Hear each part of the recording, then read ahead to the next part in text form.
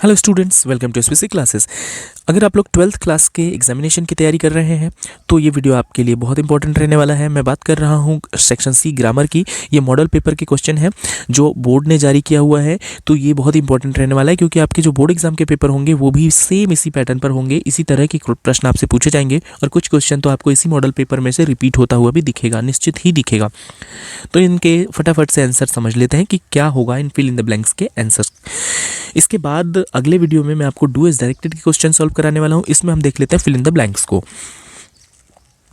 तो सबसे पहला जो फिल इन द ब्लैंक्स है वो है work hard least you fail. इसमें क्वेश्चन जो ऑप्शंस हैं वो कहाँ से लिए गए हैं? मॉडल से। मतलब ये मॉडल का क्वेश्चन है, शुड विल और कैन है। आपको पता है कि शुड का मतलब चाहिए होता है, विल जो होता है वो मॉडल के रूप में भी यूज़ होता है, हेल्पिंग वर्ब के रूप में भी यूज़ होता है, और ये है फ्यूचर टेंस का। और कैन जो है प्रेजेंट टेंस में मॉडल के रूप में यूज़ होता है और इसका अर्थ होता है सकना। हम देखते हैं हमें कौन से मीनिंग की ज़रूरत है यहाँ पर। Work hard least you fail, ये एक ऐसा सेंटेंस है जिसमें कहा जा रहा है कठिन परिश्रम करिए अन्यथा आप फेल हो जाएंगे। सेंटेंस ऐसे होता है, कठिन परिश्रम करिए अन्यथा आप फेल हो जाएंगे, ना कि फेल हो सकते हैं, ना कि फेल हो जाना चाहिए। इस तरह से जब आप मैच करते हैं मीनिंग तो आपको समझ आ जाता है कि इन तीनों में से सही ये लग रहा है कि हम ये कहें कि कठिन परिश्रम करिए अन्यथा आप फेल हो जाएंगे। हो जाएंगे मतलब फ्यूचर, और फिर विल हमारा सही आंसर हो जाता है। तो इस प्रश्न का सही उत्तर हो जाएगा विल। जी हाँ, इसका सही आंसर होगा विल। इसके बाद हम लोग दूसरे वाले पर चलते हैं। तो दूसरा है दिस टेबल इज मेड। तो दिस टेबल इज मेड अगर बात करें हम लोग, मेड डैश वुड, तो यह टेबल लकड़ी का बना हुआ है, ऐसा इसका मीनिंग आ रहा है। यहाँ पर अगर बात करें विथ, तो विथ का मतलब होता है साथ में, फ्रॉम मतलब होता है से, और ऑफ मतलब होता है का। तो यही मीनिंग हमें लग रहा है जो हमें यहाँ पर ज़रूरत है, क्योंकि यह टेबल लकड़ी का बना हुआ है, इस तरह से कहा जाता है। वैसे भी मेड के बाद ऑफ ही आता है, ये आपको याद भी होगा। तो इसका सही आंसर हो जाएगा ऑफ। जी हाँ, इसका सही आंसर होने वाला है ऑफ। तो इसका सही आंसर हो गया ऑफ। थर्ड वाला बात करें, would you like to have dash coffee. Interrogative sentence है, डाउट हो सकता है आपको एनी या सम में से क्या आना चाहिए, लेकिन क्योंकि यहाँ पर कॉफ़ी की बात की जा रही है तो एनी ना आकर सम आ जाएगा। Would you like to have some coffee. ये डिटरमाइनर का क्वेश्चन है, मतलब डिटरमाइनर का एक क्वेश्चन आपके एग्जाम में ज़रूर पूछा जाना है। आप इस तरह से टॉपिक्स को कवर कर सकते हैं कि मॉडल का एक क्वेश्चन हो गया, वो तो आएगा ही आएगा। इसके बाद आपने देखा प्रीपोजिशन का एक क्वेश्चन, मतलब प्रीपोजिशन भी आपको पूछा ही जाएगा। और इसके बाद आप देख रहे हैं डिटरमाइनर, मतलब डिटरमाइनर का भी एक क्वेश्चन आपसे पूछा ही जाएगा। फोर्थ नंबर पर क्या है, I dash anything since morning. मतलब सबसे पहले आप ऑप्शंस पर एक नज़र डाल लें तो ऑप्शंस में सारे जगहों पर नेगेटिव ऑप्शंस हैं, और साथ ही ईट वर्ब के बारे में बात कर रहा है, मतलब खाने के बारे में बात कर रहा है। तो हम एक मीनिंग तैयार कर सकते हैं मन ही मन।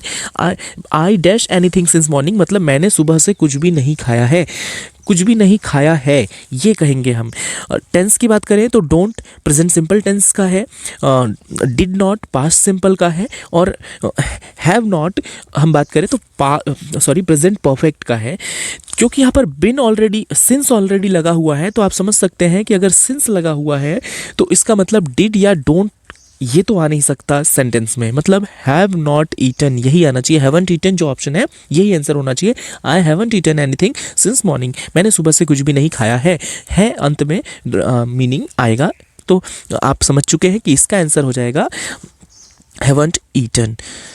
तो ये इसका आंसर हो जाएगा। फिफ्थ नंबर पर है where is dash book that I gave you yesterday. Where is dash book, यहाँ पर एक पर्टिकुलर बुक की बात कर रहा है जो मैंने कल तुम्हें दिया था। ये यस्टरडे का मीनिंग होता है पिछला, बीता हुआ कल, और ये पास्ट सिंपल सेंटेंस है क्योंकि गेव सेकेंड फॉर्म में यूज हुआ है। तो ये कह रहा है कि वह किताब कहाँ है जो मैंने कल तुम्हें दिया। तो जो मैंने तुम्हें कल दी वो किताब के बारे में बात कर रहा है, मतलब एक विशेष किताब के बारे में बात कर रहा है। तब आर्टिकल में से द आंसर आएगा, इसका आंसर होगा the. Where is the book that I gave you yesterday, वह किताब कहाँ है जो मैंने तुम्हें कल दिया था। इसमें आप ये समझ चुके हैं कि आर्टिकल का भी एक क्वेश्चन निश्चित ही रहने वाला है, एक टेंस का क्वेश्चन भी निश्चित ही रहने वाला है।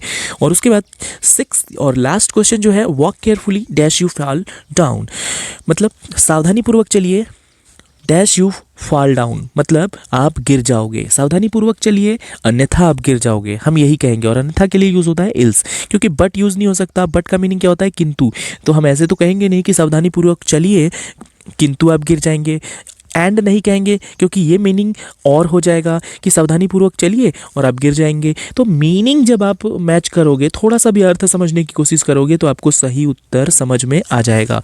एल्स का मतलब होता है अन्यथा, तो हम कहेंगे walk carefully else you will fall down. तो ये आपको पैटर्न समझाने के लिए मैंने ये मॉडल पेपर का ग्रामर सेक्शन का फिल इन द ब्लैंक्स आपको कराया। इसी पैटर्न पर आपको अपने बोर्ड एग्जाम के लिए ग्रामर की तैयारी करनी है।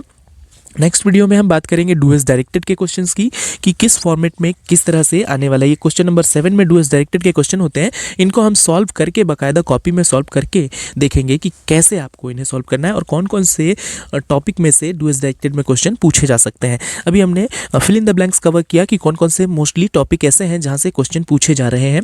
तो वो हमने देखा कि मॉडल में से क्वेश्चन पूछे जा रहे हैं, प्रीपोजिशन में से क्वेश्चन पूछे जा रहे हैं, डिटरमाइनर में से क्वेश्चन पूछे जा रहे हैं, इसके अलावा टेंस में से एक क्वेश्चन पूछा जा रहा है, आर्टिकल में से एक क्वेश्चन पूछा जा रहा है, इसके बाद कंजक्शन में से एक क्वेश्चन पूछा जा रहा है। तो ये पैटर्न है जिसमें आपको ग्रामर की तैयारी करनी है। मिलते हैं नेक्स्ट वीडियो में। इससे पहले वीडियो को लाइक करना ना भूलें और शेयर कर दें और भी स्टूडेंट्स के साथ। चैनल को सब्सक्राइब नहीं किया है तो वो भी कर लीजिए।